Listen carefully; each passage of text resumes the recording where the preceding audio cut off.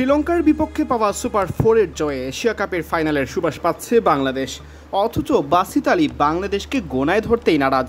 পাকিস্তানের সাবেক এই ক্রিকেটার শতভাগ নিশ্চিত ও আশাবাদী ভারতের বিপক্ষে ফাইনাল খেলবে পাকিস্তান। নিজের ইউটিউব চ্যানেলে তিনি জানান, শ্রীলঙ্কার বিপক্ষে ম্যাচে পাকিস্তানই ছিল ফেভারিট।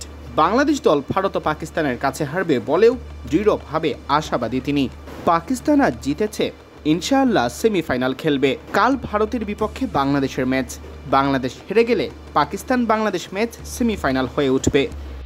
এদিকে বাংলাদেশকে নিয়ে সবাই সম্ভাবনা দেখলেও বাসিত তা দেখছেন না, বরং বাংলাদেশ বা শ্রীলঙ্কার ফাইনাল খেলার সমীকরণ শুনে যেন হাসি পাচ্ছে তার, হচ্ছেন অবাকও। বাসিত বলেন, সবাই বলাবলি করছিল পাকিস্তানের রান রেট বাড়ানো উচিত। আরে ভাই, বাংলাদেশ কি ভারতকে হারিয়ে দিবে নাকি? ভারত টপ ক্লাস দল ভাই। বাংলাদেশের কাছে ভারত হারবে, এরপর শ্রীলঙ্কাও ভারতকে হারাবে। আপনার কি মনে হয় এমন দুটো দলের কাছে ভারত হেরে যাবে? খুব অবাক হয়েছি যে সাবেক ক্রিকেটাররাও এমন বলছে।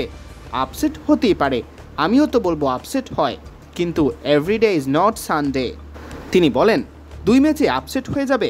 বাংলাদেশ ভারত ম্যাচে কে ফেভারিট? ভারত শ্রীলঙ্কা ম্যাচে কে ফেভারিট? সেখানেও ভারত। পাকিস্তান শ্রীলঙ্কা ম্যাচে ফেভারিট ছিল পাকিস্তান, তাই তারাই জিতেছে।